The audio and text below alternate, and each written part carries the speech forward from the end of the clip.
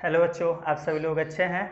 चलिए ठीक है, आज हम लोग कक्षा 11 की रसायन विज्ञान में चैप्टर नंबर 3 तत्वों का वर्गीकरण एवं गुणधर्मों की आवर्तीता में आज जो टॉपिक पढ़ने वाले हैं वो क्या है, पिछले वाले वीडियो का आधा पार्ट है। हम लोगों ने पिछले वीडियो में पढ़ा था परमाणु त्रिज्या के बारे में, ठीक है। लेकिन बाद में ये भी बताया था कि विभिन्न वैज्ञानिकों ने ये सहमति प्रदर्शित की कि जो हमारी परमाणु त्रिज्या होती है निम्नलिखित हम 4 प्रकार से उसको ज्ञात कर सकते हैं, ठीक है। तो परमाणु त्रिज्या के बारे में हम लोगों ने पीछे वीडियो में पढ़ लिया था। आज हम लोग पढ़ेंगे ये 4 पार्ट, मतलब सहसंयोजक त्रिज्या क्या होती है, वंडर वॉल्स त्रिज्या क्या होती है, क्रिस्टल त्रिज्या क्या होती है और आयनिक त्रिज्या क्या होती है, ठीक है। तो सबसे पहले हम लोग शुरुआत करते हैं नंबर 1, सहसंयोजक त्रिज्या, ठीक है। सहसंयोजक त्रिज्या ऐसी त्रिज्या होती है जो सहसंयोजक बंध के द्वारा बंधे हुए होते हैं, ठीक है। सहसंयोजक त्रिज्या का मतलब क्या हुआ, सहसंयोजक बंध के द्वारा जुड़े हुए एक समान प्रकार के परमाणुओं के नाभिकों के बीच की दूरी को सहसंयोजक त्रिज्या कहते हैं। मैं इसको डिफाइन कर देता हूं। एकल सहसंयोजक बंध द्वारा जुड़े एकल सहसंयोजक बंध द्वारा जुड़े अणु के किन्हीं दो परमाणुओं के केंद्र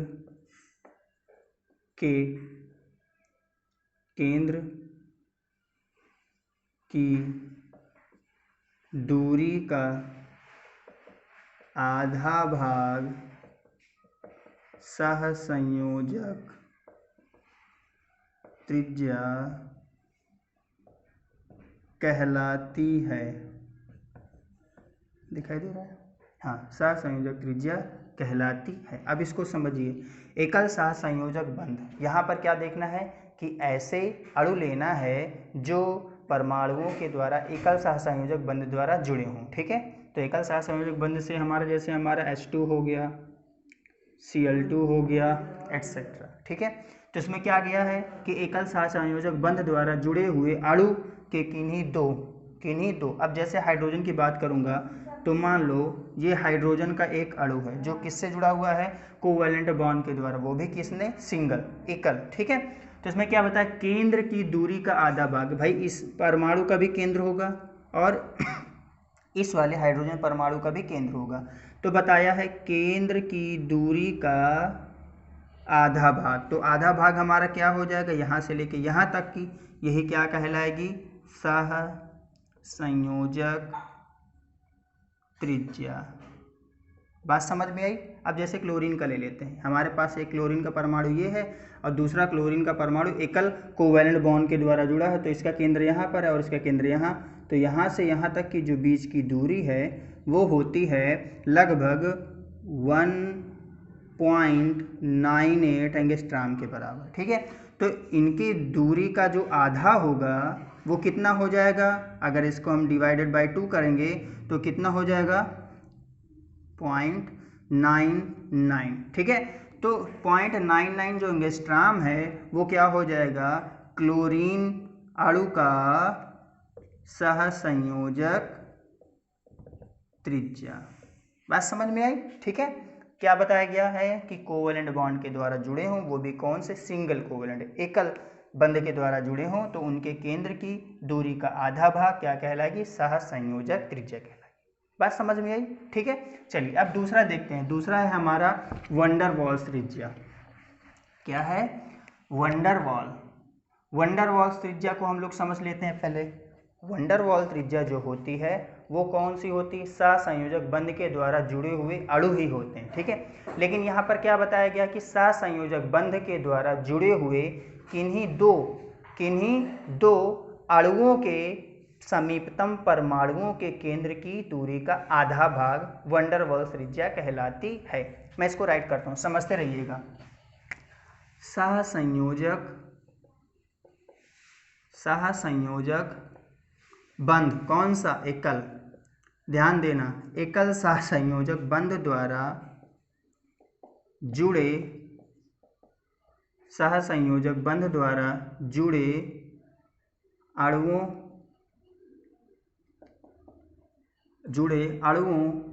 के पास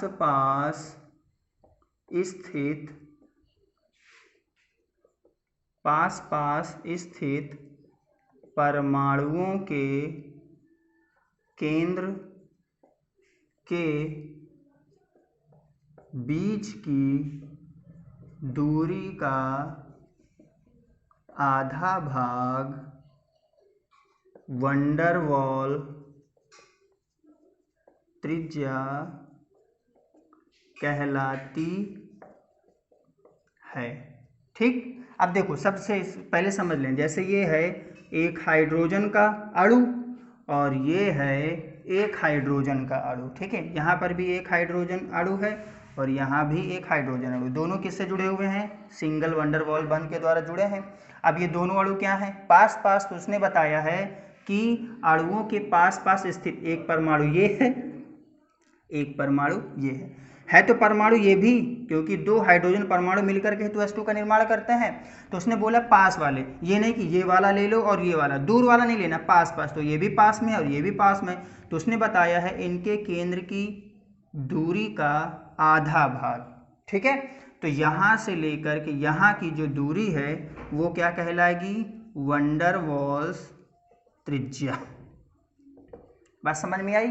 ठीक है, एकल सहसंयोजक बंध के द्वारा जुड़े हुए किन्हीं दो परमाणुओं के पास पास स्थित परमाणुओं के केंद्र की दूरी का आधा भाग वंडर वॉल्स त्रिज्या कहलाती है। ठीक, चलिए अब हम लोग पढ़ते हैं क्रिस्टल त्रिज्या। सॉरी भैया। क्रिस्टल त्रिज्या, क्रिस्टल त्रिज्या का मतलब क्या होता है? कोई भी क्रिस्टल है, ठीक है, तो उसमें क्या होता है? जैसे कोई भी धातु है, ठीक है, तो धातु क्या होते हैं? एक क्रिस्टल जालक के रूप में पाए जाते हैं। ठीक है, तो क्रिस्टल जालक में उपस्थित किन्हीं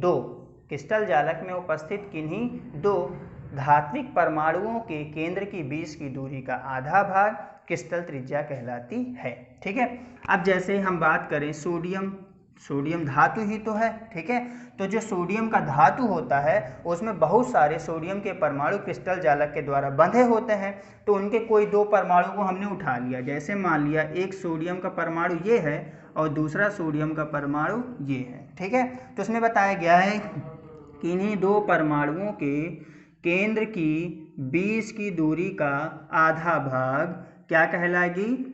क्रिस्टल त्रिज्या। अब ये देखिए दो सोडियम का धातु है जो आपस में क्रिस्टल लैटिस बना करके रखे हैं, तो इनके केंद्र की दूरी का जो आधा भाग है वो क्या कहलाएगी? क्रिस्टल त्रिज्या कहलाएगी।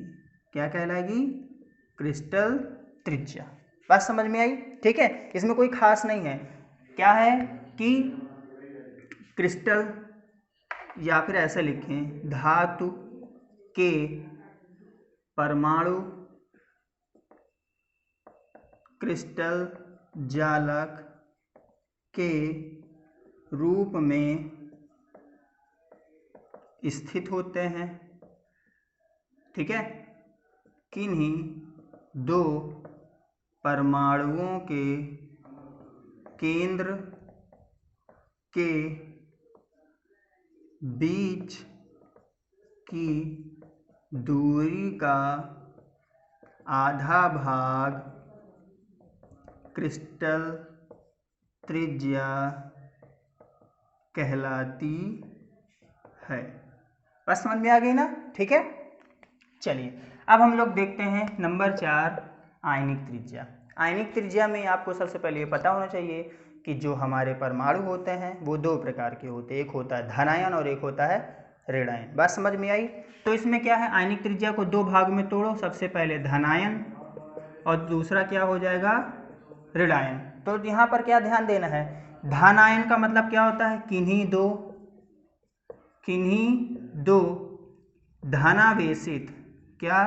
किन्हीं दो धनावेशित परमाणुओं के केंद्र के बीच की दूरी का आधा भाग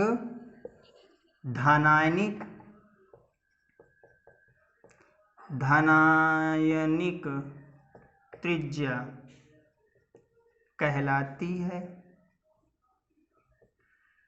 बात समझ में आई? किन्हीं दो धनायनों के केंद्र के बीच की दूरी की जो त्रिज्या होगी वो धनायन की त्रिज्या होगी, सेम ऋणायन की त्रिज्या भी होगी। क्या? किन्हीं दो ऋणावेशित परमाणुओं के केंद्र के बीच की दूरी का आधा भाग ऋणायन की त्रिज्या या ऋणावेशित त्रिज्या कहलाएगी। ठीक है, ये तो बात हो गई हमारे त्रिज्याओं के प्रकार का। ठीक है, इसके बाद जो हम लोग नेक्स्ट वीडियो में मिलेंगे वहां पर हम लोग नया टॉपिक लेकर के आएंगे। तब तक के लिए बाय बाय। अगर आपको कोई टॉपिक समझ में नहीं आ रहा है तो आप मुझे बताएंगे तो मैं उस टॉपिक को सॉल्व करूंगा। ओके बेटा, मिलते हैं नेक्स्ट वीडियो में।